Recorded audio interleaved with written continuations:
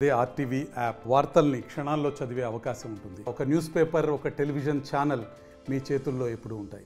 పట్టణంలోని 523 సర్వే నెంబర్లో ఇళ్ల కూల్చివేత పూర్తిగా సంచలనంగా మారిపోయినటువంటి పరిస్థితి. దాదాపుగా 70 పైచిలకు ఇళ్లన్నింటినీ కూల్చేశారు. అందులో వికలాంగులు, నిరుపేద వాళ్ళే ఎక్కువగా ఉన్నటువంటి పరిస్థితి.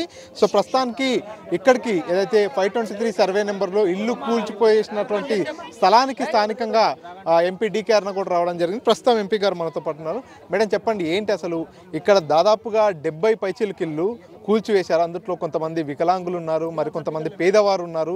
ఏంటి వీరి అన్ని అక్రమ పట్టాలంటూ అధికారులు చెప్పుకొస్తున్నారు. ఇక్కడ మీరు మొత్తం పరిశీలించారు కదా, ఏం జరుగుతుంది ఇక్కడ? ఇది 523 సర్వే నంబర్లో మొన్న తెల్లవారుజామున వచ్చి రాత్రి ఊలగొట్టిన ఇళ్ళని నేను చూస్తున్నాను చాలా. అంటే ఎవరైతే పర్మనెంట్ స్ట్రక్చర్ లేని వాళ్ళందరినీ ఊలగొట్టిండ్రు, స్లాబ్లు వేసుకున్న వాళ్ళనేమో వదిలేసిండ్రు. ఎవరైతే పర్మనెంట్ చేత కాకుండా వాళ్ళ దగ్గర రేకులు వేసుకొని ఉండింటారు పరిస్థితి లేక, అటువంటి వాళ్ళందరినీ కూడా ఊలగొట్టిండ్రు. ఇది ఏమాత్రం సమంజసం కాదు. ఏమంటుంది ప్రభుత్వం? మేము పేదవాళ్ళ జోలికి పోతలేమంటుంది. ఇక్కడ చూస్తే మొత్తం పేదోళ్ళే ఉన్నారు కదా, వాళ్ళకి కూడు గుడ్డ బట్ట మొత్తం ఆ ఇళ్ళనే ఇప్పుడు బట్టలు కూడా దాంట్లోనే పడిపోయినాయి. వాళ్ళు ఎక్కడో బతకనిక కూలీనాలు చేసుకొని ఇంకా బతకనిక పోయి ఇట్లా పడగొట్టిన తెల్లవారు వస్తే ఇల్లు అంటే కూలగొట్టేసి ఉంటే వాళ్ళు ఏమైపోవాలి? కొందరేమో ఇక్కడ ఉన్న వాళ్ళంతా బుడుగ జంగాలు ఉన్నారు.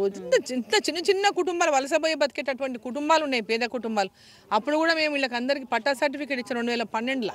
నేను మంత్రిగా ఉన్నప్పుడు ఎన్ఎం శ్రీనివాసరెడ్డి గారు కూడా అప్పుడు ఎమ్మెల్యే ఉన్నారు, బీజేపీ నుంచి ఆ రోజు ఎమ్మెల్యే. సో అప్పుడు ఆ సమయంలో ఇచ్చిన పట్టాలు ఇక్కడ పేదవాళ్ళకు కొంతమందికి. ఇప్పుడు ఎంక్వైరీ చేయండి దీంట్లో.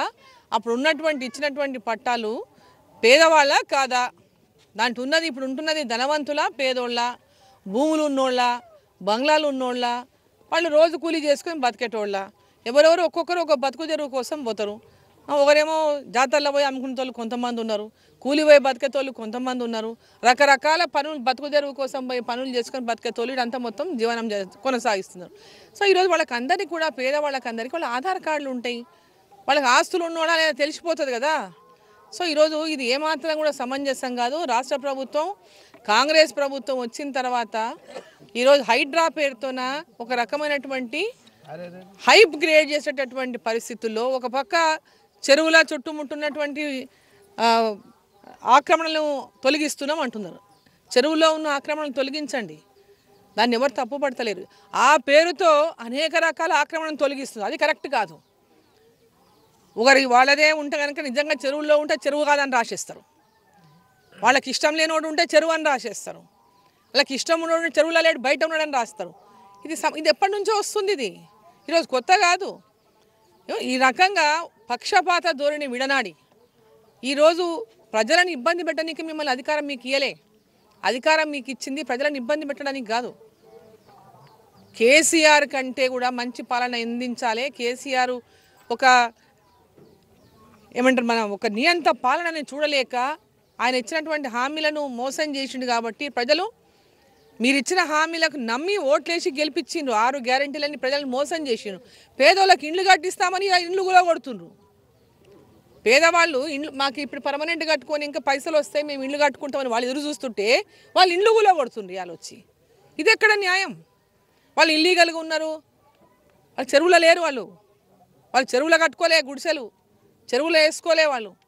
ఇది మొత్తం ఇది గవర్నమెంట్ ల్యాండ్లో గతంలో పట్టాలు ఇచ్చినారు. అక్కడనే ఏదో కొంతమంది చేతనైన వాళ్ళు ఆర్సీసీలు వేసుకున్నారు, చేతకాని వాళ్ళు ఇట్లే రేకులు వేసుకొని ఉన్నారు. వాళ్ళకి ఇండ్లు ఇచ్చాయి, రేకులు ఉన్న వాళ్ళు ఎంతమంది ఉన్నారు? ఇగో నీకు ఇల్లు శాంక్షన్ అని ఇల్లు డబ్బులు ఇచ్చిపోండి కట్టుకోనికే, అంతే తప్ప వాళ్ళకి ఇల్లు శాంక్షన్ ఇవ్వండి. కానీ ఇల్లు కూలగొట్టేది కాదు ధర్మం.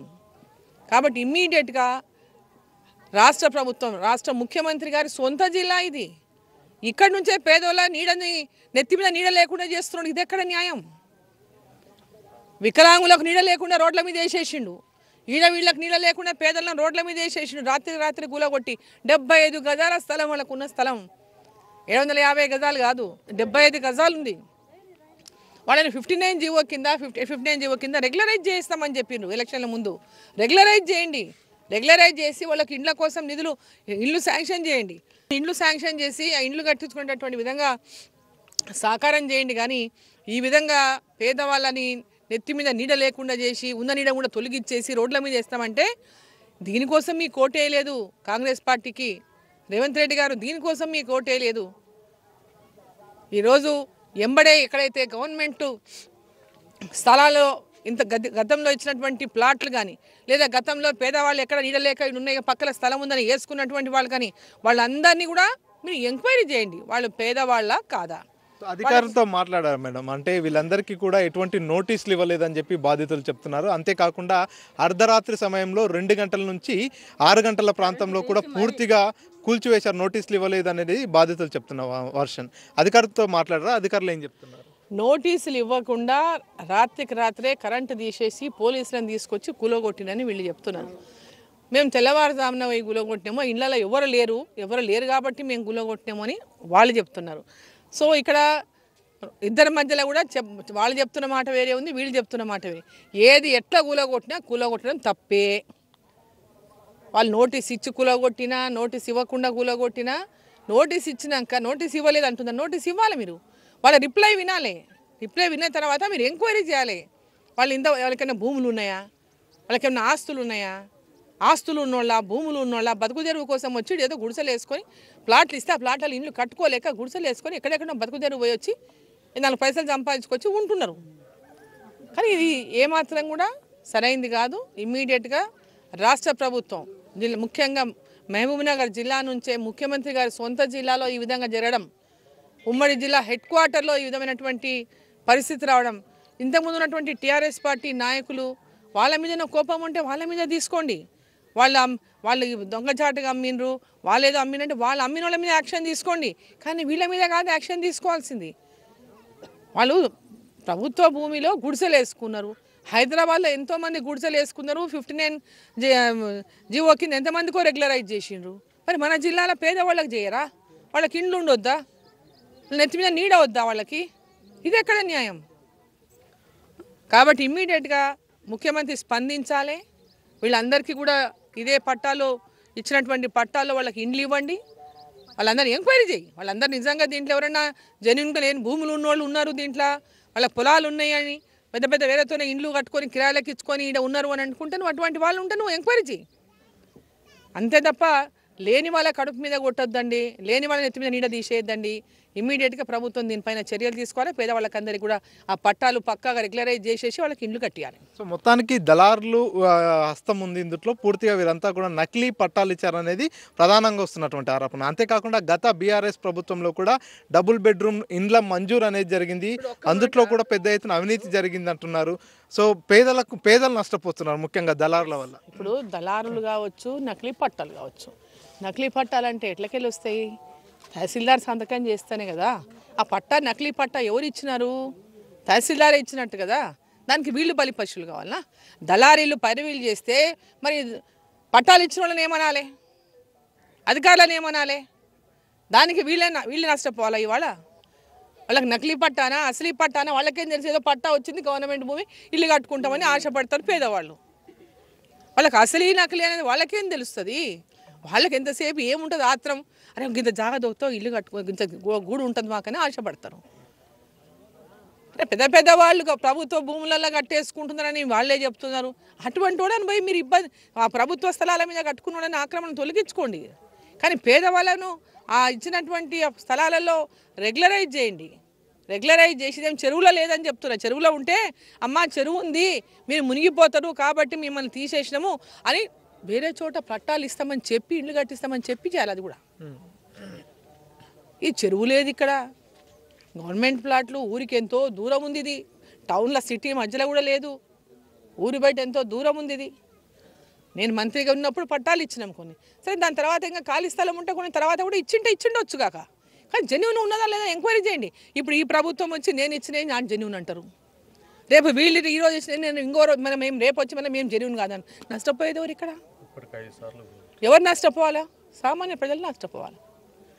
వచ్చిన ప్రతి ప్రభుత్వం ఇప్పుడు అంతకుముందు కాంగ్రెస్ ఇచ్చుంటే కేసీఆర్ వచ్చి పీకేసే. ఇప్పుడు కేసీఆర్ వచ్చి ఇచ్చినవి వీళ్ళు పీకేస్తారు. రేపు వీళ్ళు ఇప్పుడు రేపు పొద్దున ఏమైనా ఇస్తే రేపు ఇంకోరు వచ్చి పీకేయాలి. అంటే ఇంత పీక్కుంటూనే ఉంటే వాళ్ళకి ఎప్పుడు వాళ్ళకు ఇది కరెక్ట్ కాదు. ఇది జెన్యూన్గా ప్రజలకు న్యాయం చేయడానికి ఈరోజు అధికారులు కానీ ప్రజాప్రతినిధులు కానీ పేదవాళ్ళ యొక్క కష్టాలు చూడడానికి, కష్టాలు తీరుస్తారంటానికే మనల్ని గెలిపించిండ్రు. అధికారులు కూడా నిష్పక్షపాతంగా పేద ప్రజల పట్ల పనిచేయాలి, పేద ప్రజల కోసం పనిచేయాలి అని చెప్పి సందర్భంగా నేను మీ ద్వారా, మీడియా ద్వారా కూడా రాష్ట్ర ప్రభుత్వాన్ని, ముఖ్యమంత్రి కూడా ఇమ్మీడియట్ దీనిపైన చర్య తీసుకొని ఈ కూలగొట్టినటువంటి నిర్మాణాలన్నిటికీ కూడా ఎంబడే వారికి నష్టపరిహారాన్ని చెల్లించి ఈ ప్లాట్లన్నింటిని రెగ్యులరైజ్ చేసి వాళ్ళకి ప్లాట్లు ఇప్పించి వాళ్ళందరికీ కూడా ఇండ్లు శాంక్షన్ చేయండి. నరేంద్ర మోదీ గారి ప్రధానమంత్రి ఆవాస్ యోజన ఉంది, రాష్ట్ర ప్రభుత్వం ఇచ్చేటటువంటి అమౌంట్ ఉంది, రెండు ఇవ్వండి, వాళ్ళు కట్టుకుంటారు ఇల్లు. అది ఇది గడిపితే మంచిగా ఇల్లు కట్టుకుంటారు. Thank you madam. సో చూస్తున్నాం, మొత్తానికైతే ఇక్కడ ఉన్నటువంటి ఎవరైతే బాధితులు ఉన్నారో వారంతా కూడా నిరుపేదవారే కాబట్టి సీఎం సొంత జిల్లాలో ఇటువంటి ఘటన జరగడం బాధాకరం. పూర్తిగా దీనిపై సీఎం రేవంత్ రెడ్డి కూడా స్పందించాలి. పేదలు నష్టపోతున్నారు, దళారులు కావచ్చు, అధికారులు చేసినటువంటి తప్పిదాలకు నిరుపేదలు బలైపోతున్నారు కాబట్టి దీనిపై సమగ్ర విచారణ జరపాలి. ఎవరైతే అర్హులు ఉన్నారో వారందరికీ కూడా ఇల్లు కూల్చివేసినందుకు నష్టపరిహారాన్ని కూడా చెల్లించి వారందరినీ రాష్ట్ర ప్రభుత్వమే ఆదుకోవాలంటూ కూడా ఎంపీ డీకేఆర్ను డిమాండ్ చేస్తున్నారు. కెమెరా పర్సన్ నరసింగ్ రెడ్డితో మణికంఠ, RTV, మహబూబ్నగర్ నుంచి. మరిన్ని వీడియోస్ కోసం ఛానల్ ని సబ్స్క్రైబ్ చేయండి, లేటెస్ట్ అప్డేట్స్ కోసం వాట్సాప్ ఛానల్ ని ఫాలో చేయండి అండ్ లింక్ డిస్క్రిప్షన్ లో ఉంది.